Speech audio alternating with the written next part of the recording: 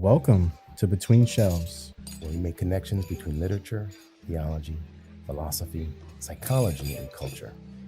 Join us as we explore the interconnectedness of race, spirituality, psychology, and meta-modernism. Each episode invites you into a thought-provoking journey, unpacking how these elements shape our understanding of the world and ourselves. My name is Aaron Waldron. We're a religiously traumatized theopoet and a shaman in journey. Our work focuses on creating community and between spaces for religiously traumatized millennials, navigating life beyond colonized religion. And my name is Rafael Reyes. My work is on the importance of imagination and theopoetics in philosophy and religious pluralism. We invite you to Between Shelves To learn, listen, and become. Hello, everyone, and welcome to Between Shelves, episode 8. I'm here with Dr. Aaron Waldron, who's here with us, and Raphael. It's a pleasure to have all of you listening to us. We've been having some really great conversations so far on modernity, postmodernity, meta-modernism, and we're actually going to do something interesting today because we're going to be looking at transhumanism. Now, if you're not familiar with transhumanism, don't worry because you're probably well into the thick of it in our everyday lives. And I'm going to give you a definition, and then we'll start talking about it and have Aaron with us to contribute a bit as well. Transhumanism is the seeking of the human condition and using technology to overcome human limitations, to enhance our physical and mental capabilities. But it's not only that has philosophical, it has cultural, consequences, if you will. And so there's also a philosophical and cultural movement. There's spaces where we're talking humanism, what it is, its effects, how it can affect us in the future.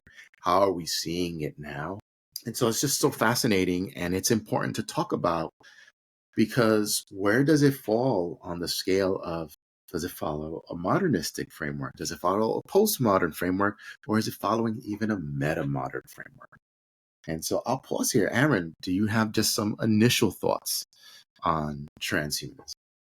Yeah, it's interesting. In the little bit of research we did to prepare for this kind of dialogue, we didn't know that such a concept was around since like the 50s. You know what I mean? Like that's so interesting to me that this framework of thinking has been around for so long, yet it's now just starting to catch traction and then is appearing to be like this futuristic thing. But when you think about it, from the 50s to 2025, what's future? And how futuristic are we thinking of going when we're thinking about transhumanism? Because, we are in an age where more terms like cyborg is being accepted and used. We have a lot of military people that have been hurt on the battlefield. And then now they have to, learn how to have a relationship with a prosthetic, And so it's so interesting in terms of transhumanism to think about these concepts, like you said, is in our everyday, when people need additional assistance, a technology that's there to help them, better their human experience. We were thinking of something so simple like Gatorade, right? Gatorade came out of FSU, Florida State University, and the goal was to fix a problem, right? And the problem was their athletes were sweating and they were getting fatigued. But what if they could drink something that was better than water to get them back in the game or keep them in intense games or even use to train with, to give them that additional enhancement? And now it's open to the public where everyone can have some Gatorade, and if you're doing something outside and you're feeling like you need some electrolytes, you drink Gatorade, and that is a form of everyday transhumanism, And I think you're hitting on something really valuable here. I think if we were to slow down and reflect, right, instead of being reactionary and think, we've always been affected by some type of technology. Now, I'm not talking about this type of technology only, but I'm talking about technology as simple as a stone, to be used as a tool to get at something, to get at an effect, right? And that is something that changes the game when we're talking about survival and enhancements, right? Using a rock and shape, forming it into a tool that can cut skin or to cut animal skin to cover us for warmth or to provide some form of food. That's a technology. And that is an enhancement to our very selves that allowed us to thrive and to excel, and allowed us to do things that we were not able to do, right? So you hit upon this idea that we are affected by technology so much, and in its different shapes and forms, whether it's chemistry, biology, physics, so on and so forth, right? Medicines. We are being redefined in some way. We are being enhanced in some way so that our human lives can live longer, can function and serve a purpose in a much more powerful and elongated way than before. And I think that's valuable. I think that's valuable. Yeah, definitely. But with that, I think the transhumanism that we're kind of alluding to and leading towards is a little bit different than that type of technology, right? Yeah, and this is actually using technology and science to transform ourselves, and that leads to things like this: a cell phone, or the use of putting, the use of computers, the incorporation of AI as a thinking partner, which is definitely shifting and changing how we think and how we do things. And I think it would go one step more. The transhumanism really is a discussion about how that gets incorporated into our very being or in our very becoming. And it's an enhancement for humans, but it moves us beyond humans. And I think that is what probably gets a little bit scary, or there's concern with that. Yeah. Um, and so I think we should kind of go into that. If I could say one thing that follows along what we've said before, I think transhumanism is still a project that is based on the modern Enlightenment, right? And by that, I mean, hey, we can solve any problem and we can do this. But instead of using education, instead of using cultural refinement, what we're doing is saying, okay, now it's technology and in science. With technology and science, we can resolve anything and everything. And that's interesting. It's not postmodern. It's not even meta-modern. It goes back to modernity and that framework of thinking in which technology and science now says we can resolve anything. Just give us time, and just give us the technology we need, and we can get it resolved. I don't know. That's I don't know interesting. your thoughts on that. Yeah, because when you were saying this, we're thinking of, it's like this double-edged sword, right? That we just can't escape. We have intentions of moving forward. We have intentions of building that high tower. We have intentions, a biblical reference, by the way. We have that intention of coming together to do great, incredible things, right? And change the image of humanity and what humanity is able to do, right? And from a Jungian perspective, really quick, it's interesting to notice how our ego is at play, even like a collective human ego, humanity ego. This idea that, humans are the top of all the chains on earth. And, we are justified by biblical texts in Genesis that state we are the overseers, we're the governors of the land. We oversee, we name the animals, like we have power over these things. We manage these things, like we've categorized it, and we've taken it even to an extent in the modern generation to tax things, like to even take on more. So it's interesting how, not to shift gears too much, but we're just trying to add how mentally, psychologically, spiritually, there's something also happening simultaneously while we're seeing the physical 3D effects of transhumanism. Like there's a inward reflection, in all of us that things are changing too. and that, I think that leads us sort of into the discussion of how, today, 2025, how does AI add to the conversation or the theological dialogue of what does it mean to, understand God? What is God? And what does AI help us do?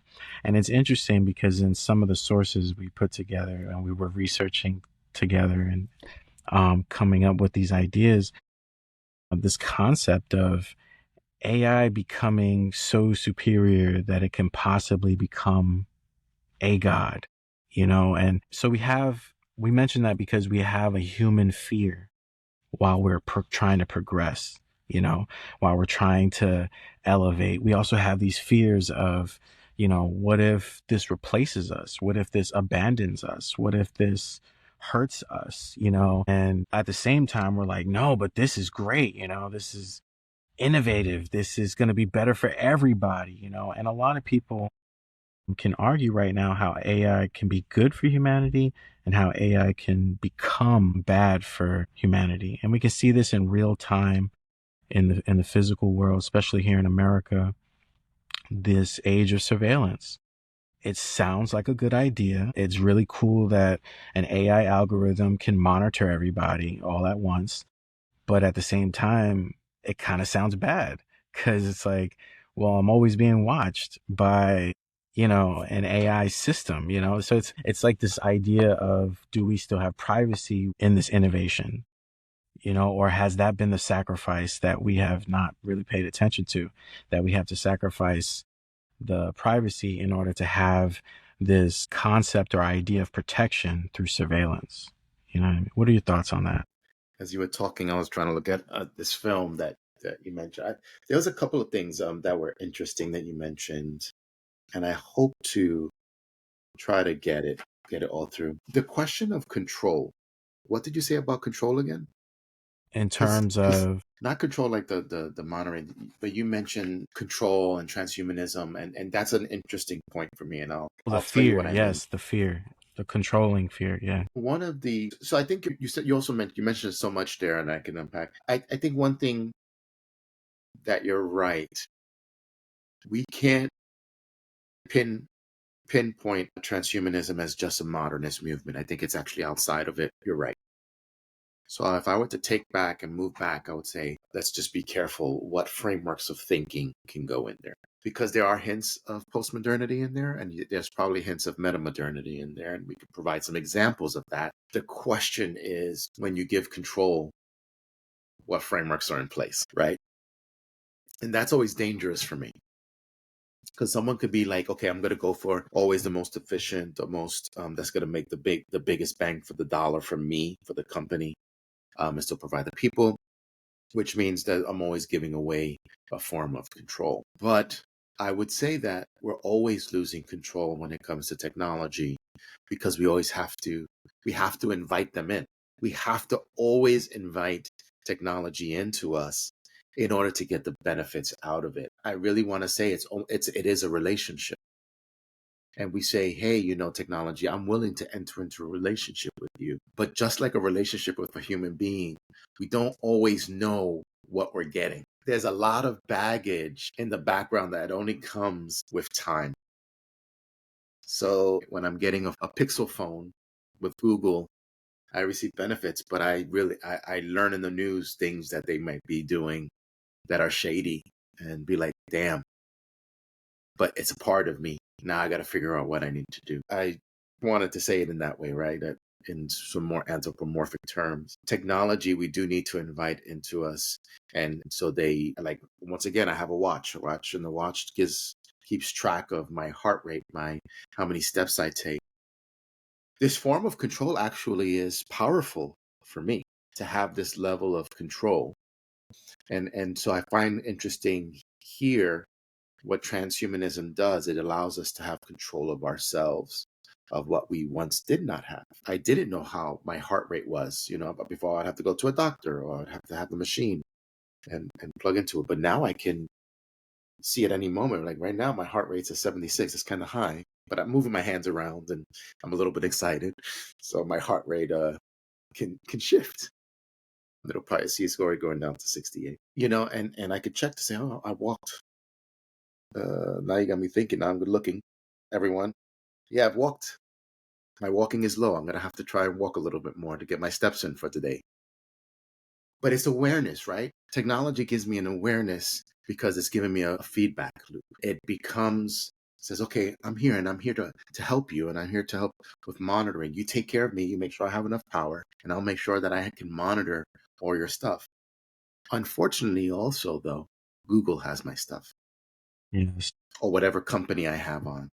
And they use it for their purposes. That's the agreement we kind of have in the 80 pages of the agreement that we made, and I'm not aware of. It's like I said, it's the baggage that comes with it. But it does provide a sense of freedom, right? With that type of control, it provides us a freedom to change who I am. And I want to at least lift this up. Transhumanism has these ways of looking at the human condition. And for them, they say, hey, with technology, you can change who you are morphologically, my own body. If I want to lose weight, one of the steps is, hey, how many steps do I take in a day? How's my heart rate? I know if I'm at a 105, guess what? My body's in a burning stage.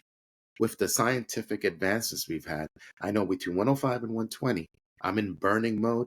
That means the calories that I've had, I'm burning it. I can change my body.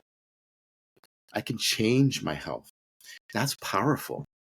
That's life-changing. That can allow me to elongate my life. There's a beauty to it. Once again, behind it though is this giving up of freedom too. I gain freedom and I give up freedom Yeah.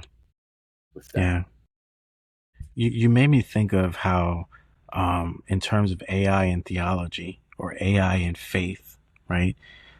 We could say human faith, that AI can be a great tool or partner to be in relationship with, when you're trying to understand your faith, maybe even keep up with your rituals, how to do rituals and when to do rituals. And it can keep track of all these things for you. For example, like maybe your ritual is dependent upon a certain moon. And instead of you keeping track of that, AI or some sort of app can keep track of that, right? Like that, like you're saying, like your phone has these apps and these health apps and information. It's all about the information and the controlling of that information. But then, like you also brought up, there's the shadow side of this idea that AI in relationship with faith or with religion, particularly the study of sacredness, God, theology, this process, this journey. And that is that going towards the foundation of what the AI understands. So if humans created the AI, that means that humans have to give access to the AI this information, if that makes sense. Sorry. Um, so by doing that, they have to be selective, right? Because what kind of narrative would it sound like if, the humans gave them multiple perspectives? Then there would be no conqueror and conquered. There would just be a mix of events. So to make sense of that, these algorithms need to understand binary outcomes, meaning there needs to be a beginning and an end to things. There needs to be something that it compares itself to make these logical decisions, right? Now we're talking about faith, and we're also talking about a technology that's based on logic, right? And so where there's one aspect of faith that may be intuitive, spiritual.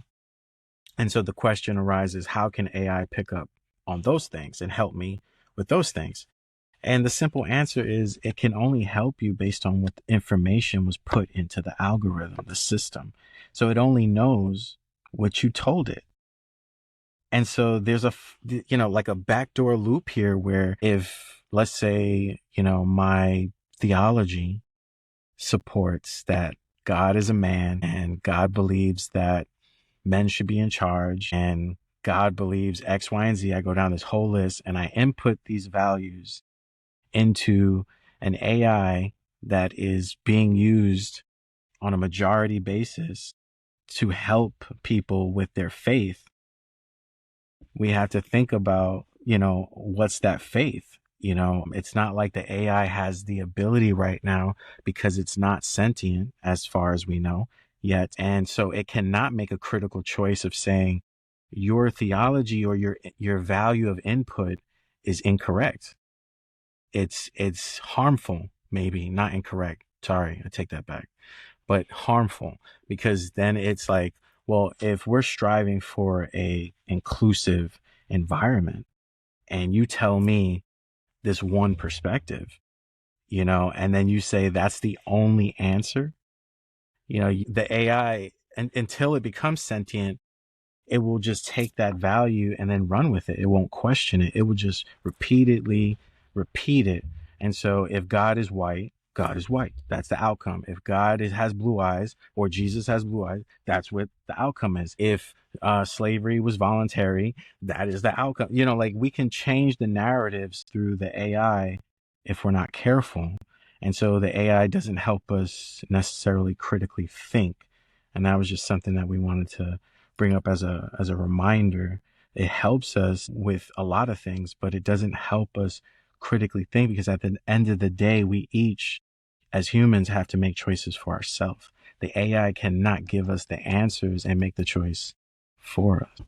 No, I think with that part, you're absolutely correct. It's not going to make a choice for us. It'll provide information for us. Here's where I want to hold on to that metaphor and analogy of the relationship we create with AI and with technologies, because I'm going to plug in one of my favorite authors still is Willem Flusser, because I think he's provided and really broken down for us how deeply coded corporations are in systems that we use. I'm going to say it in that way. There's no other way to say it. How deeply embedded and coded are corporations in systems, so that we're influenced by that particular system, and our responses are as such. So when you mentioned, when we feed it a theology, that's how it responds back. I would almost argue, yes, I'm going to say yes and no. It's going to respond to us, but it will respond to us based on what it's allowed to respond to based on the corporation that has prepared it. So let's say, for example, if you look at an American corporation and their use of AI, if you ask it a particular question, it'll say, hey, I can't answer that question. Now, if you use AI from another country, it'll be able to respond to that question, because it's not held by the limitations that the corporation and or government behind it is saying, you can't answer that question, or such and such is going to happen. With that in mind is, once again, this fear of control behind transhumanism is who control the technology and the AI and what's embedded in it and what becomes in communication with us, which makes us lose our freedom, which changes how we think of ourselves. Here's a different example. In the United States, we've always measured our health based on a BMI, body mass index. Some of the newest studies saying that's really not the best indicator for health. So what happens when those articles are removed from the system and removed from AI? And so when we ask, it says, no, BMI is the only thing. Whoever has control of that really runs the show. And then the question of what is truth comes in really into play, right? And how we make our decisions are affected. Yeah. And so that's kind of, this is interesting because it's still about transhumanism. This is still about AI, but now we're talking about these underlying pieces that, for me, Willem Flusser has really been hitting on in his books like Post History, on the universe and technical images, on Does Writing Have a Future, and some of his other texts, communicology. And it's this, who are we inviting when we take on these technologies and we take on this AI? I was using a particular AI and I asked it a political question. It says, hey, I can't do that.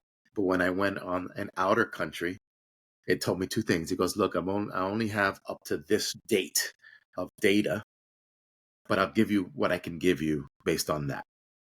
And boom, it just laid it all out. It's fascinating because what we consider freedom is, or we're being told what freedom is, right? Transhumanism, if I go to that, says, hey, I can change my body. And I really do think that comes at the cost of the mind. Can I say that? So at least in modern enlightenment, the way we changed ourselves was by education and by the use of science and human endeavors. If I were to critique maybe or be asked a question in transhumanism, we kind of do away with sort of like this human enlightenment and this human growth for just our body changes, life extensions, and information. But we still lack the deeper notion of values to come at a more honest response to humanity. We leave intact that others can denigrate other human beings and call them less. That doesn't get tackled, right? And that then, the battle of values is the one who has the most money and the most technology. And what information can I deny you so that you can think the way I do through the systems I provide for you and that you rely on? Let's pause there. In this thought-provoking episode of Between Shelves, we dive into the transformative concept of transhumanism and digital identity. This emerging framework reimagines meta-modern thought through the rich, complex lens of being human and experiencing Blackness through cultural experiences, histories, and narratives. From art to philosophy, culture, and spirituality, we're unpacking how transhumanism and digital identity disrupts outdated frameworks around race, belonging, digital presence, and self-expression, opening up new pathways for reimagining the future. Whether you're a seeker, a scholar, or just curious about the evolution of identity in our ever-changing world, this dialogue has something for you. Catch the latest dialogue Between Shelves, streaming now on all your favorite podcast platforms. Don't forget to subscribe, share, and leave us a review. Let's explore the in-between together. And now, let's return to our dialogue with Aaron and Raphael as we continue exploring how transhumanism and digital identity reshapes our understanding of identity, creativity, and the ever-evolving journey of becoming in the 21st century. We went too deep. We went kind of too deep in there. You kind of threw us in too deep, and I at least want to highlight certain aspects of transhumanism that we can lay the ground for. And just as a note, and our next guest, Dr. Philip Butler, he's in the Iliff School of Theology. Phenomenal. He's a transhumanist, a Black liberation transhumanist, fabulous human being, a good friend of ours. And he'll have his own spin on it, and I honor it because I think it's. But I always have my qualms about it. I always have my, things that I still think about and have concern over. But if we were to look at transhumanism, they would say that enhancement is a good thing, right? Mm-hmm. And using technology to enhance ourselves is important and valuable and good, and you mentioned some of them, heart transplant. We could have an electronic heart transplant that monitors, and the doctor can monitor it from the outside. We can control it. Technology of medication for diabetes type 1. The doctor can monitor it and change the increments of the medicine from far away, right? These type of technologies that enhance us for good. Valuable, life-saving, important. It provides morphological freedom, right? I can change who I am with these systems and how it tracks my data, turns my stuff into information, making it useful, and I can really do stuff. It provides choice and autonomy. That's an interesting one. Yeah. Using, once again, it's similar to the morphological piece. It provides me information, so I'm free to make choices. It's value independent, and that's where I find my problems. My problem is always when you say value, it's like, that's where the problem lies, but we won't talk about that right now. It's value independent. That means it will provide you information and you will be able to make a choice so that you're not forced into anything, but you can make some good choices, right? It focuses on progress. Once again, that's an interesting thing. It could be a good thing or a bad thing, right? Transhumanism says we can progress. We're not finished, right? We're not going to reach a finality because that would be a myth. But we can develop and we can grow and we can become better. We can become post-humans. So I think that's an interesting part of transhumanism. It extends moral consideration. I like that. So when we talk about ethics, it says our ethics has to move beyond just the human self. And it has to move into looking at AI and how do we treat them ethically. It also then forces us to think about our animal counterparts, right? Our animal friends. If I am in solidarity with artificial intelligence, then I too have to be in solidarity with my animals, brothers and sisters, and I need to treat them ethically. And we really need to think about that. How do we treat others around us? Now, as human beings, we have a problem with that. You know that. You've written on that heavily, that for us as humans, in particular certain groups, there's a big problem on how we treat other humans. That's why it's also another problem when we think about how we treat AI, robotics, animal counterparts, doing it. When we're looking at Japanese anime, it provides substantial space to explore how, in an evil way or in a bad way, in a dystopian way, we can treat robotics and AI. And then also some of them positive ways we can treat it as well. I'm reminded of Ghost in the Shell and Ghost in the Shell 2 as key players, right? They have robot sex dolls, right? That's a manipulation and overpowering. Why? Because in Ghost in the Shell 2, not to ruin it for anyone, they retaliate. The robot sex dolls retaliate. They're fed up with it. Because it's like, you can't be treating us that way. That talks about these ethical boundaries that get crossed, that we feel that we can manipulate as human beings, trying to overpower and say we're God. And the list goes on. So, these are some of the aspects of transhumanism that it introduces, and things that they believe and things that we have to start thinking about again. Definitely. And I think, to go back to something you said, transhumanism does make an interesting question about the divine, about God, what we understand as God. Transhumanism does reject sort of like the older ways of thinking about the divine and God because of the lack of maybe reasoning, the lack of progress. That's a fascinating one. Transhumanism is about progress, but is religion, when we talk about Christianity or Islam or anything else, what do they say about? Is it one of progress or is it one of tradition? One of progress or one of people by the book? And so that's a fascinating question. And it does lead to a new type of religion and a new type of way of thinking about religion. Thoughts? Because I'm talking. Yes, very quickly, just to transition into this amazing discussion. The film of The Creator, 2023.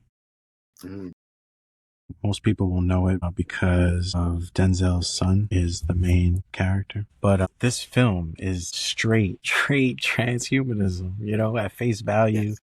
And on a deeper level, this film was touching on spirituality and relationship with transhumanism, in my argument. And what we were seeing was this beautiful thing of how love, the concept of love, can be used in a spiritual manner as a bridge between the exoskeleton AI race of beings and then the human beings, and so it was just so interesting that was a common denominator that they could settle upon. And in the film, you see how there was camps of them that were getting along, and the AI beings, it's so hard to describe them because they were sentient, and we don't see that right now. But if we could imagine it, these beings were just like humans, but they were in these different shells, and they talked and they had empathy and they showed love. They expressed love. They were protecting the children when the camps were being raided by corporate, by the government at the time, plays the character. But this larger imperialistic symbolic entity that's looking to control, right? To wrap back, and how this concept of control in this film, the creator was even in the background because the main character was being manipulated out of love. He was in love with who we find out to be is the leader of the rebellious group, the movement. And her father had a really important part to play in the significant increase of this AI technology that gave life to a whole new race, conscious race, and how corporate or empire made the narrative that they pushed a button and killed all these humans, and that now they need to be hunted and destroyed because they're a problem. And we can see really quick that when they express that they're a problem, it's because they're out of control, out of the control of empire, because they're thinking for themselves now. They're beyond chat GPT at this point in this story, in this film. And so this is what, pushes us to the futurism theories and ideas like that. Is this a possible future where this could be the relationship between, biology and mechanics, or AI and spirituality, because we are spiritual beings in these biological vessels. And so, transhumanism is also reminding us of that. Like this thing, like you keep saying, is deeper. It's so deep. Like we're scratching the surface barely right now, because nobody on earth can define what does it mean to be human. Like this is as far as we can come in our most brilliance, is that it's an experience, but we cannot settle upon what kind of experience it is. It is such an abstract, unimaginable, and argumentatively very minimal boundaries, the human capacity is just so phenomenal. Like we've done things that we never could have imagined before, and we keep doing these things. And so we're pulling from something that's the unknown. You know what I mean? And so if humans can do this, and if some sort of sentient AI in the near future can do this, then that right there tells us that, this human experience is beyond just our biological flesh, and that the variations are, a spectrum amongst consciousness. You know what I mean? Like we start shifting gears here. And this is important because if we're talking about theology, we're now stepping into a realm where we have to start acknowledging things psychologically, hint, hint, a religious trauma, the forcing of conformity, taking away people's freedoms, like all these things, like you said, have to be spoken upon. And we have to deal with these issues and challenges, because if we don't, our survival is hanging on these things because we keep killing each other over not understanding these principles or concepts.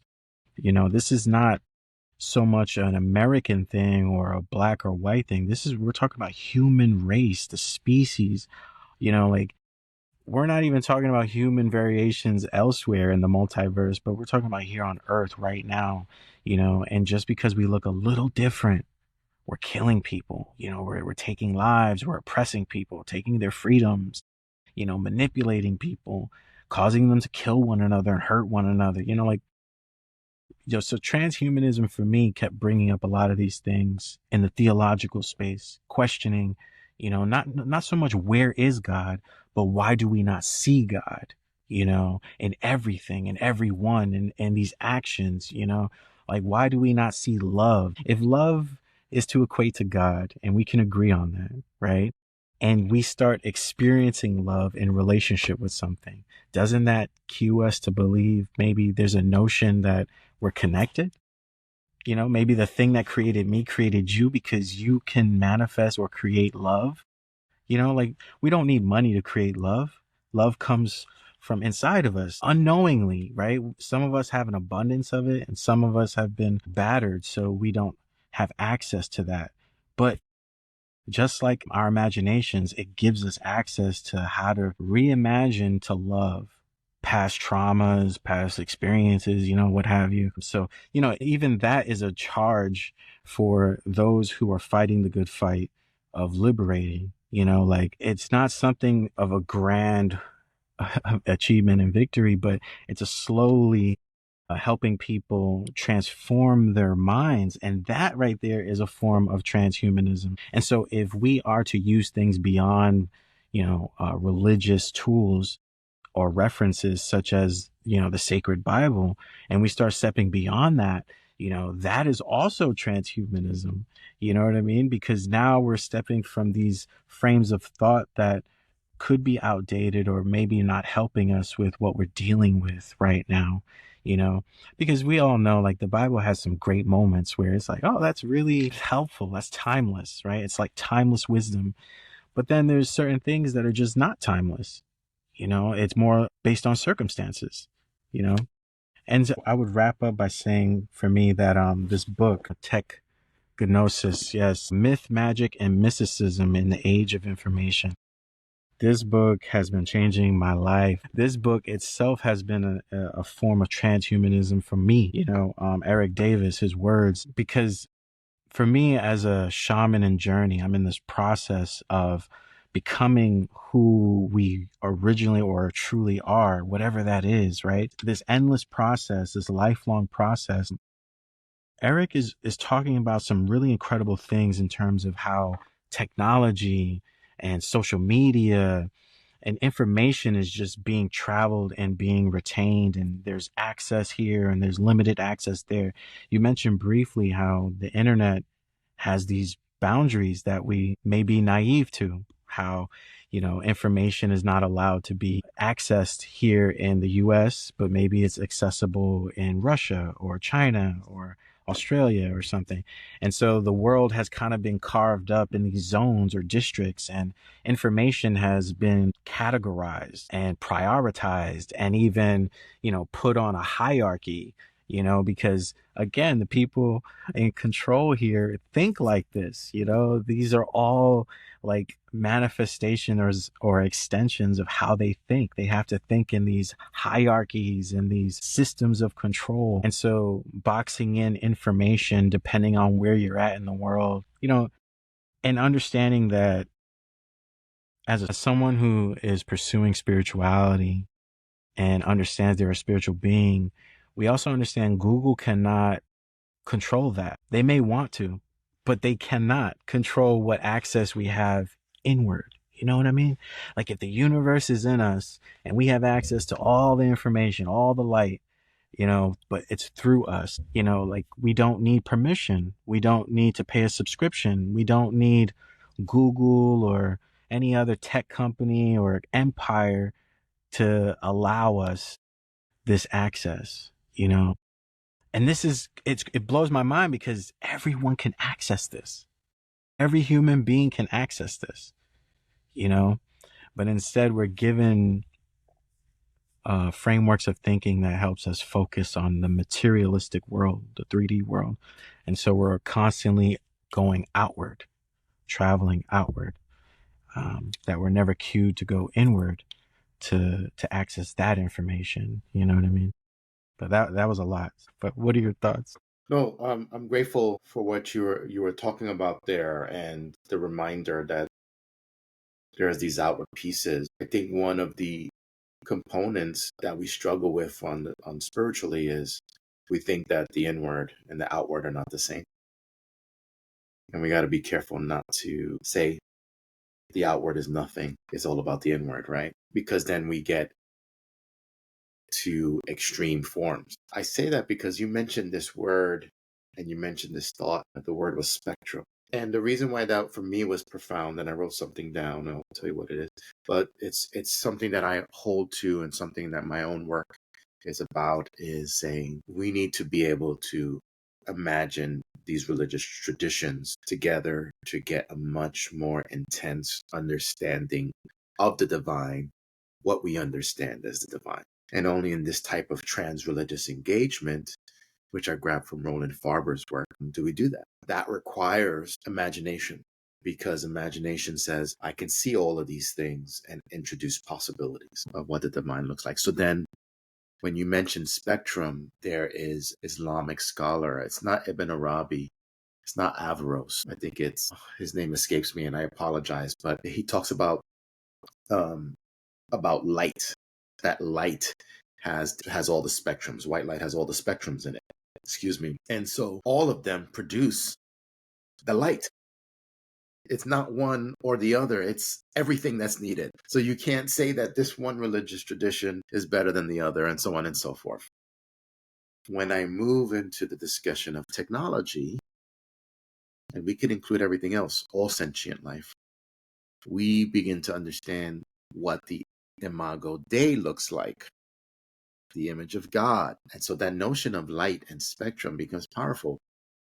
With each new iteration of discovery, we question, what does it mean to be the imago Dei? Do we include AI as part of that? Because it helps us to think, it helps us to ponder, it helps us to wonder. Do we give it human dignity, or do we give it dignity and worth? It's a challenge to our initial notions of the imago Dei, our traditional notions. And so as you were talking about it, I wrote down here, I says the divine, you mentioned about God is love. I think we could all agree that God is love, but we're trying to figure out how God expresses God's self or reveals God's self.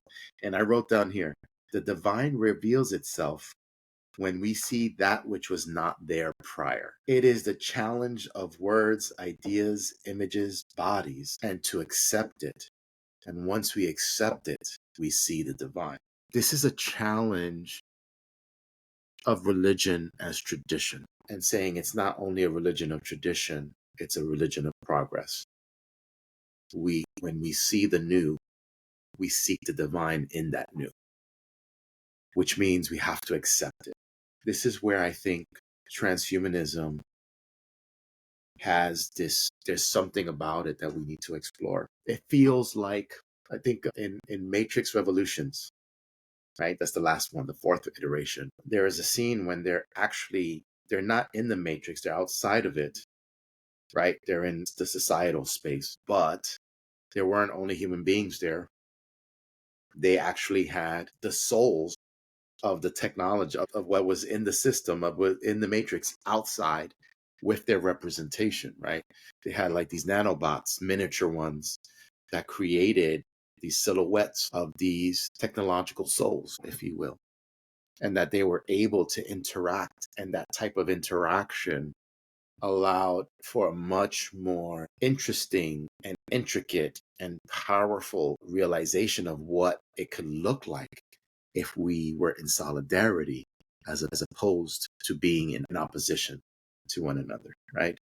And it hails looking back at the historical framework of how the Matrix began in the film, in which human beings didn't want AI, treated them like shit, knocked out, they clouded the sun so they couldn't get power, and then says, okay, we're going to have to do what we need to survive. It's about survival, and they used human beings, human beings fighting for their own survival, countering, finding some sort of equilibrium, so to speak. But in that space was a space of possibility, a space of, this is what harmonization could look like. This is what harmony looks like. This is what it means to reveal some sort of divine showing when we accept ourselves, when we accept these differentiations, these differences, and we see what could happen. And so transhumanism is introducing that challenge within the religious framework. It's both fascinating and scary because we would need to decenter ourselves and who we think we are in order for that to come into fruition, in order for that to take place. And there's a beauty to it, but I still am talking in an idealistic way. And I still want to throw in Willem Flusser when he says, but when we do that, we also introduce that corporations are involved in it. They have their own desires, right? And most of those desires are from shareholders.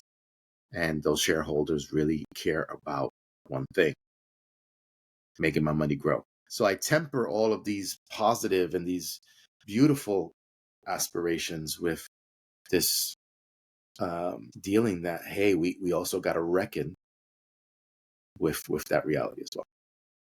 Yeah. But let's pause here. I think this has been some fascinating conversation, right, on transhumanism, the incorporation of AI, what it means, some of the ethics and the frameworks of thinking around it, and why it brings concern, why it could bring hope, right? looking at those two, and hopefully it leaves everyone some food for thought, and it'll be a good, at least, foundation for our guest in the next podcast, Dr. Philip Butler, who is also a transhumanist, a Black liberation transhumanist, and see what he says and his thoughts and ideas. Now, hopefully, it'll bring some fascinating conversation. Definitely, definitely. All right. I had a crazy. I'm sorry. I had a crazy question just to leave with the audience and listeners. If humanity was created, and then from that point we've been figuring things out and innovating and building upon this process of transhumanism, trying to improve our situation, enhance our experiences. The question we're asking is then, doesn't it seem like we're the ones that are making up the rules and creating the boundaries? You know, it's not so much God saying, no, you can't do this. Like, it just seems like God has not given us any real boundaries in terms of, you need oxygen, so you kind of have to stay on the planet. There's no oxygen outside, but that's like the hardest boundary, right? Beyond that, please figure something out. It's not like, you know, in the Ten Commandments, it says you have to have a job, you have to go get married, you have to, like, what we're doing here on earth as humans together in community. Like, I'm just asking, like, what rules are we basing it upon? You know, are these rules that we created, or, you know, are rules that we're upholding? You know, so just something to think about. I think I'm not going to answer it, but it says, I think the texts are, I'd like the fact that they say that the texts are actually wisdom traditions, and they're wisdom traditions for a reason, right? And it's not something as de facto standard, True. right? Yeah. And that could be room for another conversation. What do we mean by wisdom? What is this? What is wisdom's purpose? And is all wisdom perennial, or is it, like you mentioned before, there's some wisdom that it probably doesn't work right now, it doesn't work in this situation, and a new type of wisdom is needed, a new exploration is required. So, but maybe that's for another podcast. But I All just right. want to thank everyone for joining us today. I hope you had a good time with us, and we'll see you in the next podcast.